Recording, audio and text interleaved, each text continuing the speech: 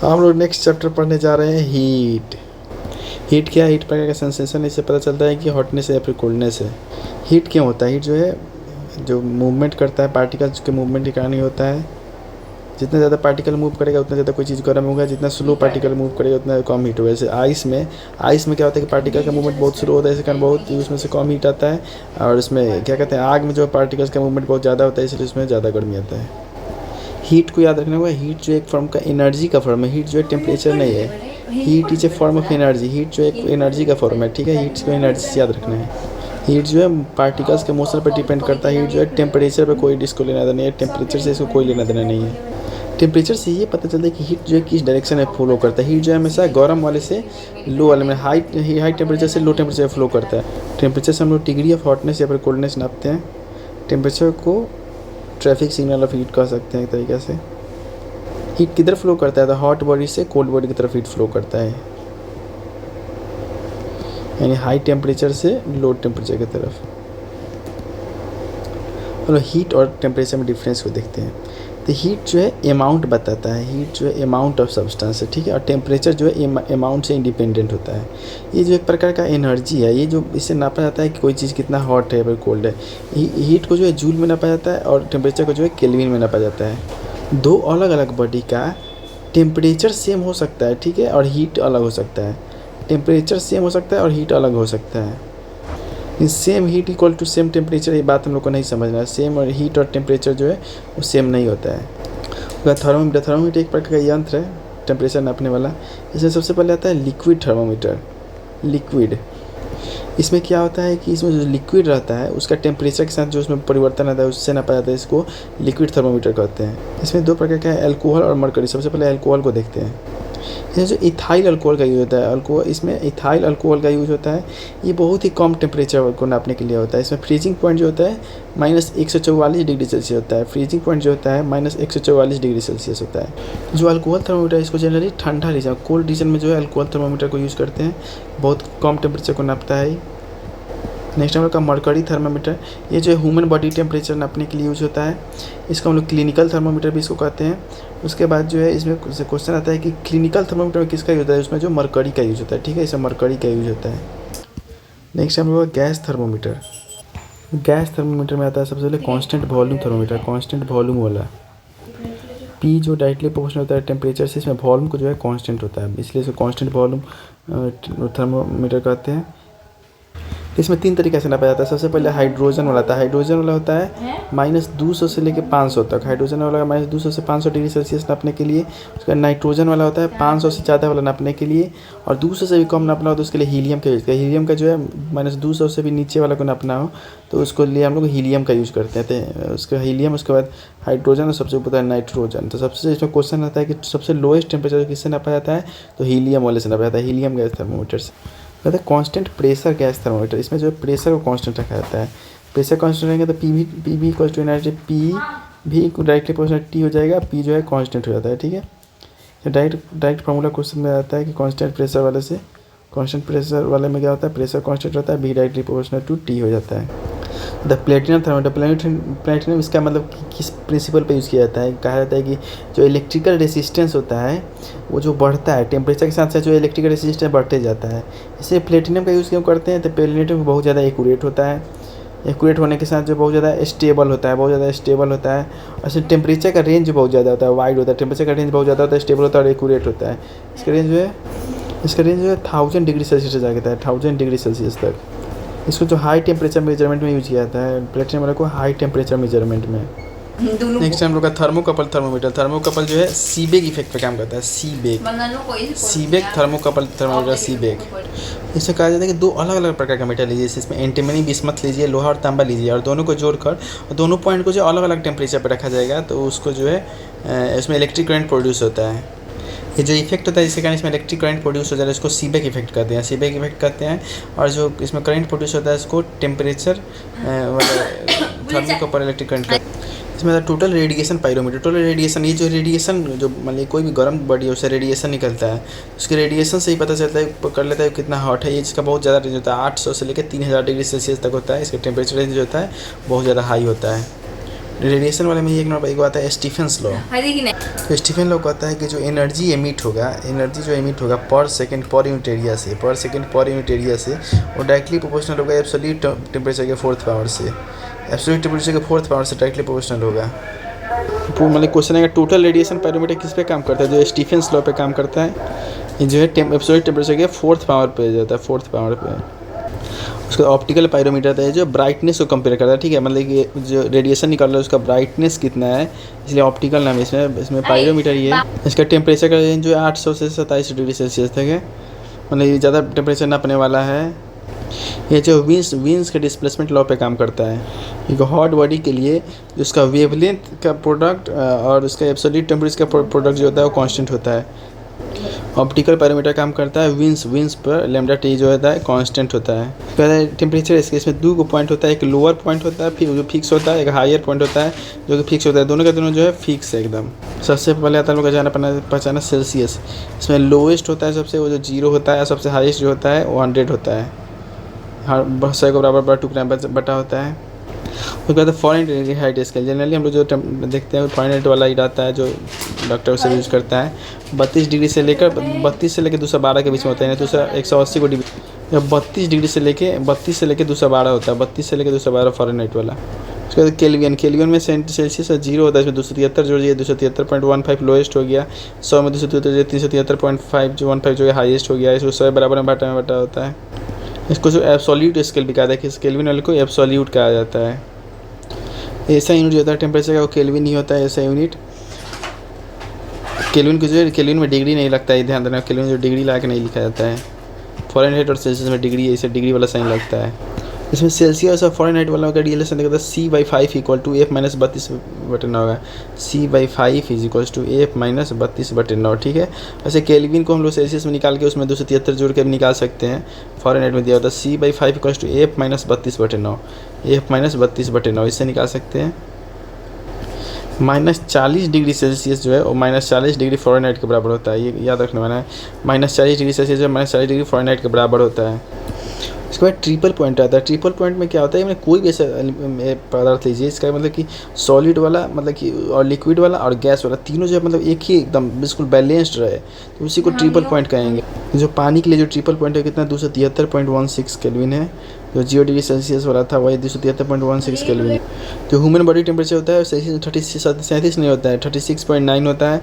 Fahrenheit में 98.6 हो जाता है और केल्विन में 310 होता है। 310, 98.6 और 36.9, ठीक है। 36.9, 98.6 और 310 केल्विन। किसी चीज़ को गर्म करने पर उसके साइज में जो फैला हुआ था उसको थर्मल एक्सपेंशन कहते हैं। सबसे कम एक्सपेंशन आता है सॉलिड में, उसके बाद उससे थोड़ा ज़्यादा आता है लिक्विड में, सबसे ज़्यादा होता है गैस में सबसे ज़्यादा कम सॉलिड में, उससे ज़्यादा लिक्विड में, उससे ज़्यादा सबसे ज़्यादा जो एक्सपेंशन होता है वो गैस में होता है। फिर सॉलिड जो है सॉलिड का लेंथ भी बदलता है और वॉल्यूम बदलता है, ठीक है। याद रखने वाला सॉलिड का लेंथ भी बदलता है और वॉल्यूम बदलता है। और लिक्विड और गैस का सिर्फ और सिर्फ वॉल्यूम बदलता है। सॉलिड का लेंथ वॉल्यूम दोनों बदलता है और लिक्विड गैस का सिर्फ वॉल्यूम बदलता है। इसमें सबसे ज़्यादा coefficient of linear expansion. Linear वाले में क्या होता है, मतलब कि 1 डिग्री सेल्सियस टेम्परेचर बढ़ाने से उसके लेंथ में कितना बदलाव आ रहा है, इसी को कोएफिशिएंट ऑफ लीनियर एक्सपेंशन कहते हैं। तो इसमें दिया हुआ है कि लंबाई कितना बढ़ा है, ओरिजिनल लंबाई, टेम्परेचर जितना बढ़ा है, लंबाई ओरिजिनल टेम्परेचर कितना बढ़ा है। इसका यूनिट जो होता है केल्विन इन्वर्स का ही है या फिर सेल्सियस इन्वर्स का ही है, मतलब केल्विन इन्वर्स इसका यूनिट होता है। इसमें यहाँ पर दिया सब कितना फैलता है। सबसे ज़्यादा जो फैलता है इसमें लीनियर एक्सपेंशन होता है, उसका नाम एल्युमिनियम। एल्युमिनियम जो है सबसे ज़्यादा लीनियर एक्सपेंशन होता है। इससे पता चलता है जो एक्सपेंशन है वो कौन सा मटेरियल है और उस पर टेम्परेचर कौन सा है उस पर डिपेंड करता है, ठीक है। जैसे एल्युमिनियम के यहाँ पे सबसे ज़्यादा एक्सपेंशन हो रहा है, मटेरियल क्या है, टेम्परेचर कौन है, उस पर डिपेंड करता है। सिर्फ लेंथ पे डिपेंड नहीं करता है, कौन मटेरियल है कौन टेम्परेचर है इस पर भी डिपेंड करता है। इसको अल्फा से डिनोट किया जाता है लीनियर एक्सपेंशन। उसके बाद बीटा ये होता है एरिया जो एक्सपेंशन होता है, एरिया या फिर सुपरफिशियल एक्सपेंशन कहा जाता है। वो हो गया जैसे मैंने 1 डिग्री सेल्सियस टेम्परेचर बढ़ने से एरिया कितना फैलता है। जनरली पतला सीट होता है, जो बढ़ा हुआ एरिया ऊपर हो गया, नीचे मेन वाला हो गया, उसके बाद टेम्परेचर जो बढ़ाया गया उसके लिए हो गया। याद रखना कि एरियल एक्सपेंशन होता है वो 2 डायमेंशन में होता है, जो है 2 डायमेंशन में होता है। एरियल एक्सपेंशन 2D में होता है, 2D में 2 नंबर पे आता है, 2D में एक्सपेंशन होता है। उसके बाद आता है जो वॉल्यूम वाला एक्सपेंशन, कोएफिशिएंट ऑफ क्यूबिकल या फिर वॉल्यूम एक्सपेंशन जो होता है, इसको गामा से डोनेट किया जाता है। इसमें वही गया बढ़ा हुआ ओरिजिनल टेम्परेचर जो बढ़ाया गया। ये सॉलिड लिक्विड गैस तीनों पे अप्लाई होता है, वॉल्यूम में सॉलिड लिक्विड गैस तीनों पे अप्लाई होता है। इसमें सबसे कम होता है इनवार, इनवार सबसे कम हो गया, ठीक है। सबसे ज़्यादा होता है पैराफिन का, पैराफिन जो है सबसे ज़्यादा हो गया, पैराफिन सबसे ज़्यादा हो गया, इनवार सबसे कम हो गया, इनवार सबसे कम, पैराफिन सबसे ज़्यादा। और जो पायरेक्स का जो होता है उस नॉर्मल पायरेक्स का जो गिलास होता है नॉर्मल गिलास से कम होता है, पायरेक्स का जो गिलास होता है नॉर्मल गिलास से कम होता है। लीनियर वाले में देख रहे थे कि एल्युमिनियम का सबसे ज़्यादा था, शीशा का सबसे कम था, शीशा सबसे कम, एल्युमिनियम सबसे ज़्यादा था। और इसमें वाले में सबसे ज़्यादा पैराफिन, सबसे कम है इनवार, और पायरेक्स वाला जो है नॉर्मल शीशा से ज़्यादा होता है। इन तीनों के बीच में आपस का रिलेशन देखें तो alpha equals to beta by 2 होता है, alpha equals to gamma by 3 होता है, ठीक है। जिसके कारण अल्फा और बीटा और गामा का रेशियो जो है 1:2:3 होता है, अल्फा बीटा गामा का रेशियो 1:2:3 होता है। तो alpha equal to beta by 2 होता है, beta equals to 2 alpha, gamma equals to 3 alpha, relation दिया हुआ है। इसका थर्मल एक्सपेंशन जहाँ पर जाते हैं रेल के पटरी में जो जगह छोड़ा जाता है, ये जो बोतल में जो कॉर्क लगा होता है, कॉर्क जो जब इसे गर्म किया जाता है, गर्म होने पर क्या होता है कि एक्सपैंड होता है, उसका गर्दन जो है शीशा का जो है गर्दन फैलता है, और उसके कारण क्या होता है कि आराम से आसानी से बाहर निकल जाता है। तो बोतल के नेक को गर्म करेंगे, कॉर्क को गर्म नहीं करेंगे, बोतल को नेक गर्म करेंगे, जिसके बाद फैल के उसको ढीला छोड़ देगा। गर्म करने पर मेटल का रिंग जो है फैलता है, इसका इनर डायमीटर बढ़ता है, जिसके कारण इसको क्या होता है कि लकड़ी के चक्का पर चढ़ा दिया जाता है। जब कहीं लोहा का पुल बनाया जाता है, इसे नॉर्मल छोटा सा लोहा का पुल बनाता है, एक तरफ से इसको फिक्स किया जाता है, एक तरफ से छोड़ दिया जाता है कि इधर एक्सपेंड करने के लिए। जो शीशा होता है वो फूट जाता है गर्म पानी डालने पर, क्योंकि उसमें एक्सपेंड होता है, इससे कारण थर्मल स्ट्रेस बढ़ता है और जो टूट जाता है। एक बैग से गर्म करने से उसमें क्या होता है सडन एक्सपेंशन होता है, इसमें थर्मल शॉक कहते हैं, थर्मल शॉक पड़ने से जो है शीशा टूट जाता है। उसके बाद 2 को मेटल लीजिए, इसका कोएफिशिएंट अलग है एक्सपेंशन का, इसका जो अलग है, दोनों एक साथ जोड़ कर गर्म करेंगे तो जो है ऐसे मुड़ जाएगा। जो कम एक्सपेंशन वाला नीचे होगा, ज़्यादा एक्सपेंशन वाला जो है वो ज़्यादा ऊपर में मुड़ जाएगा। तो इसी को कहा गया है, इसमें थर्मोस्टेट का यूज होता है, जो प्रॉपर्टी यूज होता है इसको थर्मोस्टेट कहा जाता है। जो मेटल के सीट उसमें कोई छेद जाता है, गर्म करेंगे तो ये छेद जो है और बड़ा हो जाएगा। गर्म किसी भी चीज़ को हॉट करेंगे तो उसका वॉल्यूम बढ़ता है, वॉल्यूम बढ़ने के हिसाब से उसका क्या होता है डेंसिटी कम होता है, ठीक है, डेंसिटी कम होता है, क्योंकि देख सकते हैं कि density is equals to mass upon volume होता है। तो वॉल्यूम बढ़ने से क्या होता है कि डेंसिटी कम हो जाता है गर्म करने पर, राइट। उसी का उल्टा है ठंडा करने पर वॉल्यूम जो है घटता है, जमने लगता है, तो वॉल्यूम कम होता है, इसलिए डेंसिटी बढ़ जाता है। उसके बाद एनोमोलस एक्सपेंशन होता है वाटर का, उसके बारे में देखते हैं। तो इसमें 0 डिग्री से 4 डिग्री सेल्सियस तक, 0 से लेके 4 डिग्री सेल्सियस तक आता है, वॉल्यूम जो है बढ़ता है, ठीक है, और डेंसिटी घटता है। वॉल्यूम 0 डिग्री से 4 डिग्री सेल्सियस तक क्या 0 से 4 डिग्री सेल्सियस तक वॉल्यूम जो है घटता है और डेंसिटी बढ़ता है। 0 से 4 तक गर्म करने पर जनरली वॉल्यूम बढ़ रहा था, लेकिन यहाँ पे वॉल्यूम जो है घटता है। 0 से 4 तक उस समय देखे थे कि गर्म करने में वॉल्यूम बढ़ता है, लेकिन यहाँ वॉल्यूम जो है घट रहा है। और 4 डिग्री सेल्सियस पर जो है मैक्सिमम डेंसिटी होता है, ठीक है, मैक्सिमम जो 4 डिग्री सेल्सियस पर होता है। 4 से फिर 0 आइएगा आप, 4 से 0 आने पे क्या होगा कि वॉल्यूम जो है इंक्रीज़ करेगा, कोई भी चीज़ जमता है तो वॉल्यूम इंक्रीज़ करता है, वॉल्यूम इंक्रीज़ करेगा, आइस पर में आके फ्लोट करने लगेगा। तो जो मैक्सिमम डेंसिटी होता है किस पे होता है 4 डिग्री सेल्सियस मैक्सिमम डेंसिटी होता है।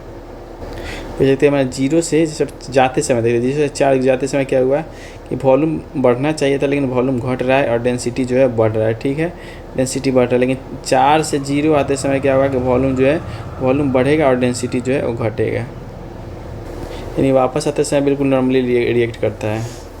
हीट का जो एसआई यूनिट होता है जूल होता है, और सीजीएस यूनिट जो होता है कैलोरी होता है। सीजीएस यूनिट कैलोरी और एसआई यूनिट जो है जूल होता है। तो एक कैलोरी में आता है 4.2 जूल होता है, एक कैलोरी में 4.2 जूल होता है। तो 1 किलो कैलोरी में क्या होता है, 1 किलो कैलोरी में जो है 4200 जूल हो जाएगा, 4200 joule.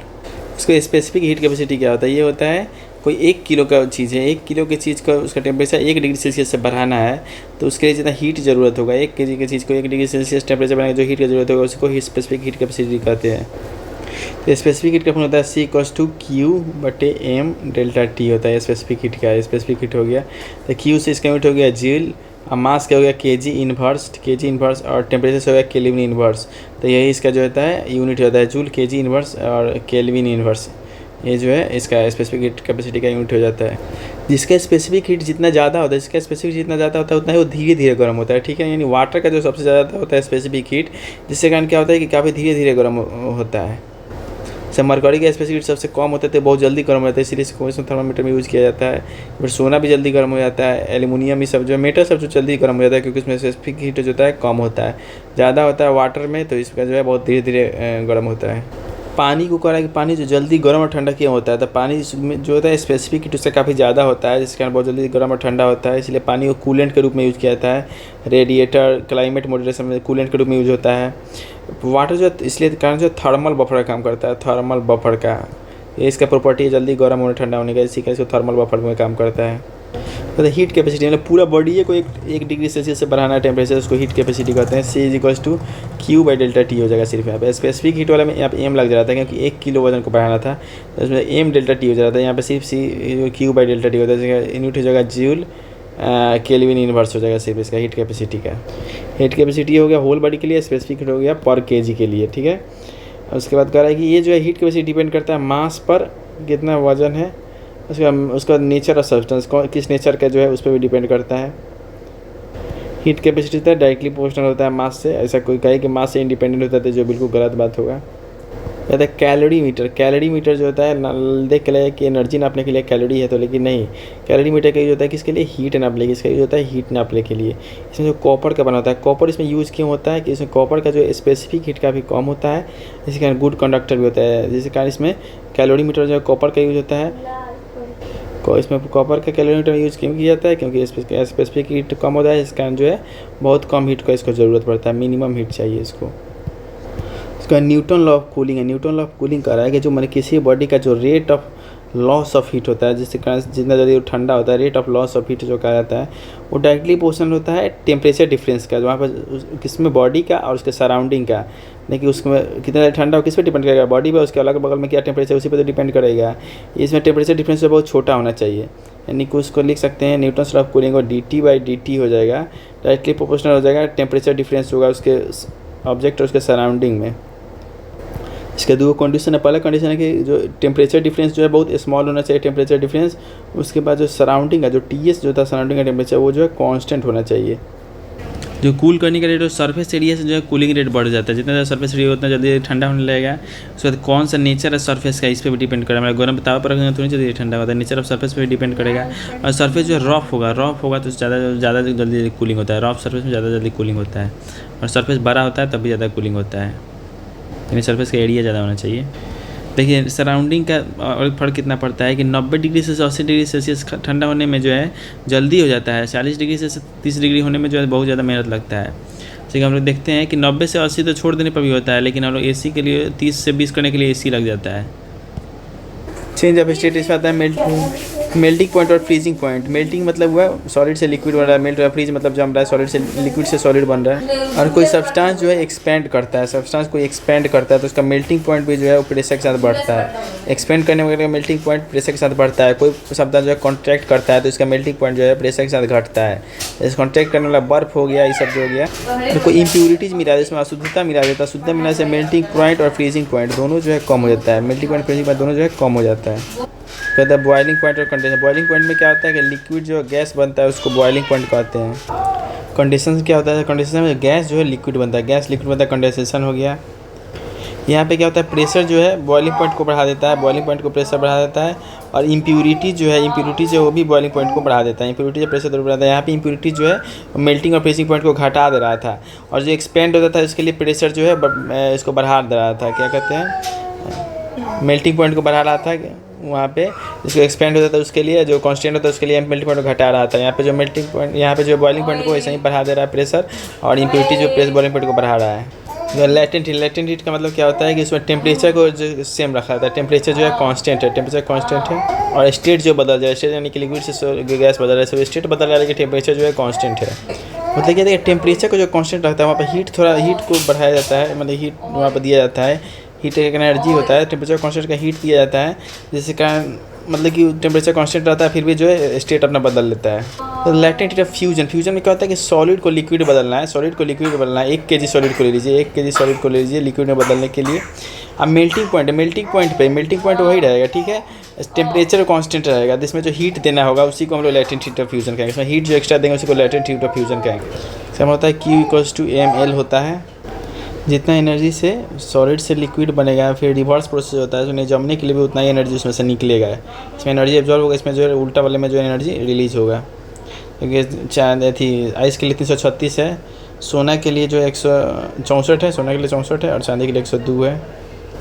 Latent heat of vaporisation में जो है लिक्विड को बदला जाता है वेपर में, लिक्विड को वेपर में बदला जाएगा। इसमें टेम्परेचर को जो है कांस्टेंट रखना है, 1 kg लिक्विड को बदलना है। इसका यूनिट्स होगा, इसका भी और इसका भी यूनिट होता है जे, जूल केजी इन्वर्स होता है, ठीक है, जूल केजी इन्वर्स। 1 किलो पानी को मतलब भाप बनाने में जो है 2260 किलो कैलोरी लगेगा energy, 2260 kilo joule, 2260 kilo joule जो एनर्जी लगेगा 1 किलो पानी को जो है भाप बनाने में। उल्टा उसको ठंडा करने में, भाप से फिर पानी बनाने में जो इतना ही एनर्जी जो है रिलीज होगा। जो लैटेंट हीट ऑफ वेपोराइजेशन होता है वो लैटेंट हीट ऑफ फ्यूजन से ज़्यादा होता है, जो है लैटेंट ऑफ फ्यूजन से ज़्यादा होता है वेपोराइजेशन वाला। वेपोराइजेशन में क्या होता है कि लिक्विड जो है वेपर बनता है, पता है 2 प्रकार का होता है, एक होता है इवेपोरेशन, एक होता है बॉयलिंग। Evaporation boiling. इवेपोरेशन में क्या होता है कि बिल्कुल धीरे धीरे लिक्विड से वेपर जो बनता है बिल्कुल स्लो होता है, बिल्कुल स्लो होता है।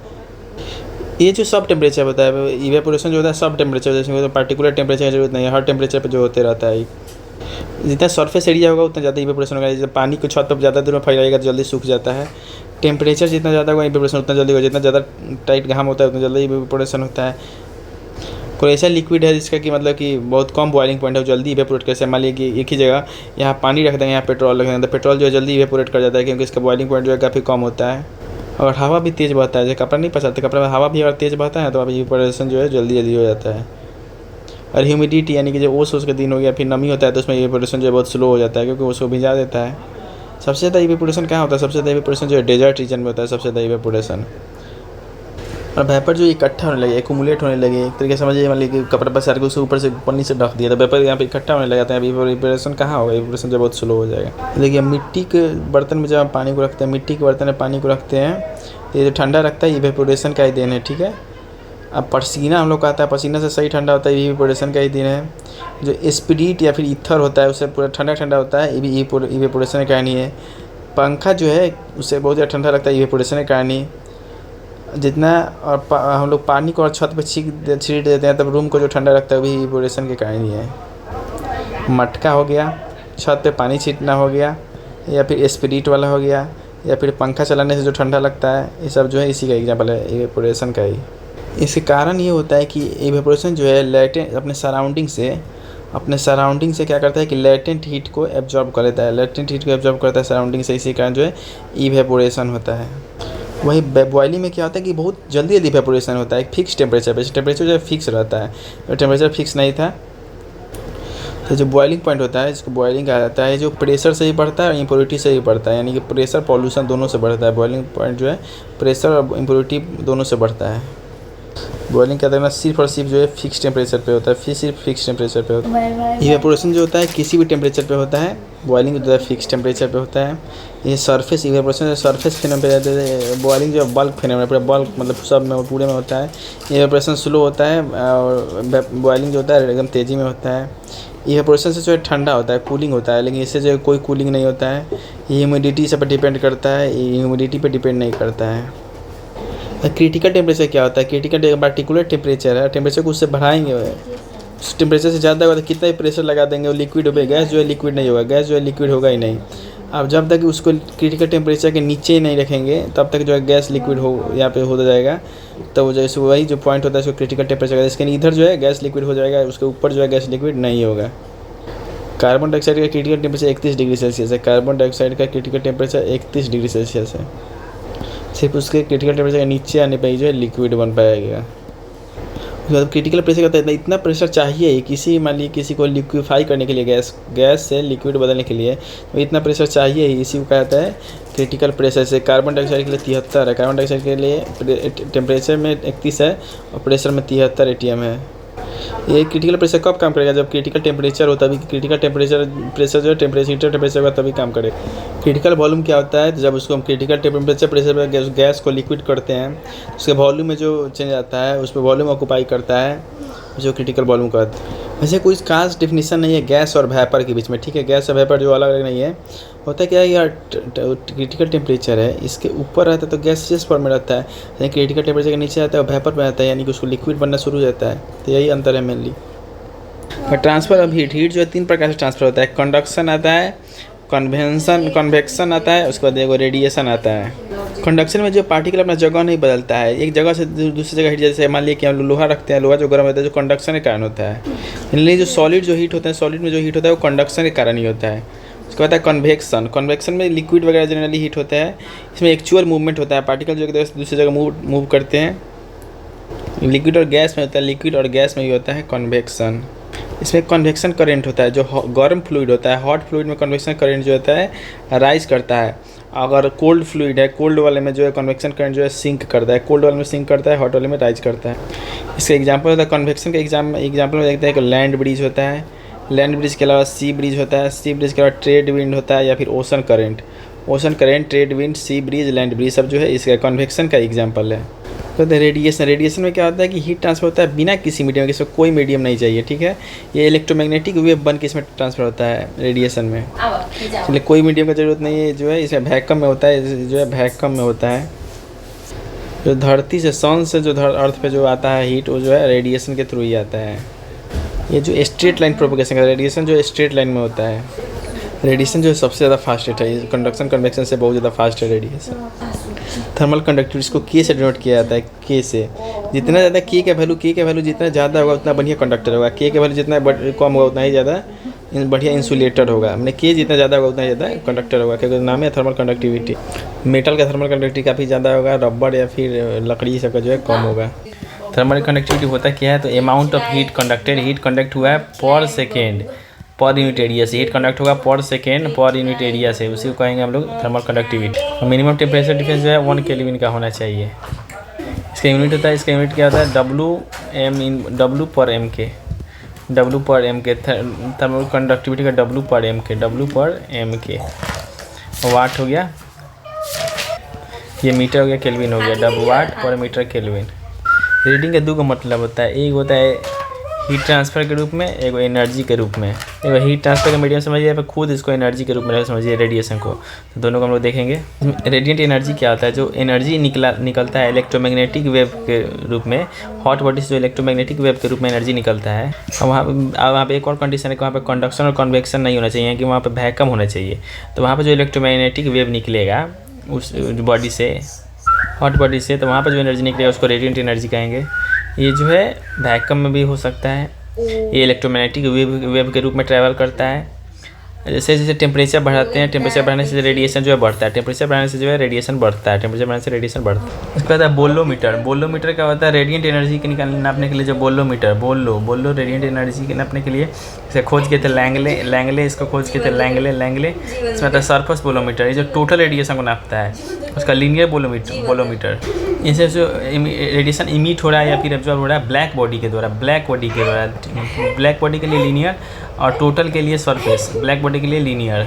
तो बोलोमीटर जो है रेडिएशन एनर्जी नापता है। तो किरचॉफ का नियम आता है, किरचॉफ का नियम क्या होता है कि इमिसिव पावर जो नियम दिए, एक पार्टिकुलर टेम्परेचर पे, एक पार्टिकुलर टेम्परेचर और वेवलेंथ पे, पार्टिकुलर टेम्परेचर और वेवलेंथ पे क्या होगा कि जो इमिशन का पावर होगा, इमिशन पावर होगा, एब्जॉर्प्शन पावर होगा, का रेशियो जो है सेम होगा।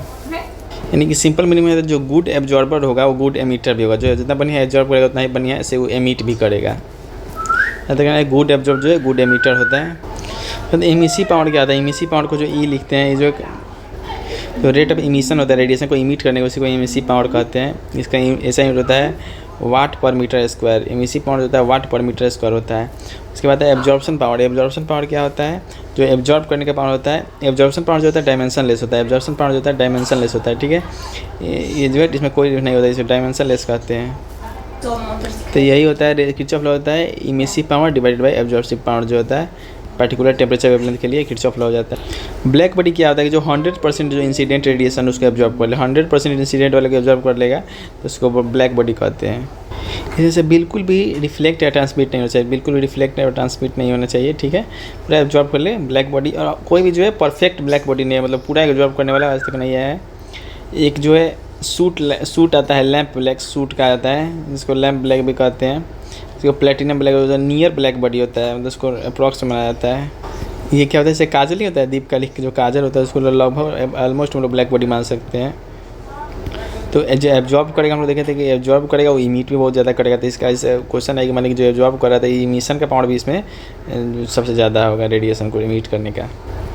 कब्जे जो गर्म रखने वाला, ठंडा को ठंडा रखने वाला थर्मस फ्लास्क, इसमें तीनों प्रकार को बंद करता है। कंडक्शन भी को भी नहीं होता है, कन्वेक्शन को भी नहीं होता है, रेडिएशन को भी नहीं होता है। इसे थर्मो फ्लास्क में तीनों में से कोई नहीं होता है। ठंडा गर्म दोनों के लिए काम करता है। थर्मोडाइनमिक्स क्या होता है? थर्मोडाइनमिक्स हीट और मैकेनिकल एनर्जी के बीच एनर्जी रिलेशन बताता है। वो थर्मोडाइनमिक्स कहता है हीट का वर्क में बदलना ही थर्मोडाइनमिक्स एक तरीके से हीट को वर्क में बदल देते हैं। तो मैकेनिकल वर्क को हीट में बदल देते हैं, उसी को उसमें जूल मैकेनिक्स में आ गया। वो W=J/H होता है। इसमें जे जो है कांस्टेंट है, इसको मैकेनिकल इक्विवेलेंट ऑफ हीट कहा जाता है। मैकेनिकल इक्विवेलेंट ऑफ हीट कहा जाता है जे को। तो वर्क है, हीट है। इसका मतलब ये हुआ कि हम लोग हीट को प्रोड्यूस कर सकते हैं, कोई भी वर्क के द्वारा हम लोग हीट को प्रोड्यूस कर सकते हैं। तो जीरोथ लॉ आता है, zeroth law of thermodynamics. Zeroth law में क्या कहता है कि अगर दो बॉडी है, ये तीसरे के साथ इक्विलिब्रियम में है, तो जो दोनों जो है तीनों जो एक दूसरे से इक्विलिब्रियम में होगा। यानी कि friend of my friend is equal to my friend, मेरे दोस्त का दोस्त मेरा दोस्त होगा। या इसमें कहता है ये जो है टेम्परेचर को डिफाइन करता है। जीरोथ लॉ में जो है टेम्परेचर को डिफाइन करता है। थर्मल इक्विलिब्रियम क्या होता है? मतलब दो बॉडी जो आपस में सटा हुआ है, मतलब कि सेम टेम्परेचर पे है, वहाँ पे एक ही जैसे दूसरे हीट फ्लो नहीं हो रहा है, उसी को थर्मल इक्विलिब्रियम कहा जाता है। यानी कि इक्वल टेम्परेचर होता है, कोई हीट फ्लो नहीं होता है। ऐसे ही टेम्परेचर जो हाई से लो पे फ्लो करता है। फर्स्ट लॉ ऑफ थर्मोडायनेमिक्स, इसमें क्या होता है कि जो एनर्जी जो हीट सप्लाई किया जाता है वो क्या करता है? हीट जो सप्लाई करता है वो इंटरनल एनर्जी को बढ़ाता है और वर्क करता है। इंटरनल एनर्जी को बढ़ाता है और वर्क करता है। यही जो है फर्स्ट लॉ है थर्मोडायनेमिक्स का, कि जो हीट सप्लाई किया जाएगा वो इंटरनल एनर्जी को बढ़ाएगा और कुछ वर्क कराएगा। इंटरनल एनर्जी जो है बिना हीट के भी चेंज हो जाता है। DQ = DU + DW। Second law में क्या होता है कि डायरेक्शन लॉ होता है हीट फ्लो का, कि बताया कि हीट जो है एक पर्टिकुलर डायरेक्शन में ही क्यों जाता है। इसमें आता है क्लोजियस स्टेटमेंट। क्लोजियस क्या कहते हैं कि हीट जो है कोल्ड बॉडी से हॉट बॉडी में नहीं जाएगा, बिना कोई एक्स्ट्रा हम कुछ में एक्सटर्नल वर्क नहीं करें। तो कोल्ड से हॉट की तरफ कभी नहीं जाएगा, उसमें के लिए एक एक्स्ट्रा वर्क करना होगा। जैसे रेफ्रिजरेटर तो क्लोजियस स्टेटमेंट जो रेफ्रिजरेटर जो है कोल्ड से हॉट की तरफ फ्लो करवाता है, तो इसमें जो एक्सटर्नल वर्क का जरूरत रहता है। केल्विन प्लैंक के स्टेटमेंट, इसमें क्या कहता है कि कोई भी इंजन जो है हीट को कम्प्लीटली वर्क में नहीं, 100% जो है इफिशिएंसी किसी के भी इंजन का बदलने का, जो केल्विन का है, कि कोई भी जो है 100% इफिशिएंसी से काम नहीं कर सकता हीट को बदलने वाला। उसका थर्ड लॉ थर्मोडायनेमिक्स कहता है कि एब्सोल्यूट जीरो टेम्परेचर 0 केल्विन पर जाना जो इम्पॉसिबल है। ये जो थर्ड लॉ है कि एब्सोल्यूट जीरो टेम्परेचर पर जाना जो है इम्पॉसिबल है, इसको कभी नहीं पहुँचा जा सकता है। जो जीरोथ वाला हो गया वो थर्मल इक्विलिब्रियम बता दिया कि फ्रेंड इज़ माय फ्रेंड। उसके बाद फर्स्ट लॉ में क्या था कि देखते हैं जो हीट दिया जाता है वो इंटरनल एनर्जी और वर्क करवाता है। उसके बाद सेकेंड नियम में जो था क्लॉसियस था, वो केल्विन था। क्लॉसियस में बोले कि कोल्ड से हॉट में जाने के लिए बहुत एक्स्ट्रा वर्क चाहिए, और केल्विन बोले कि 100% एफिशिएंसी किसी को भी हीट को में बदलने का क्षमता नहीं होता है। और थर्ड लॉ हम लोग को बतलाता है कि कभी भी एब्सोल्यूट जीरो टेम्परेचर को गेन नहीं किया जा सकता है, उसको पहुँचाया नहीं जा सकता है।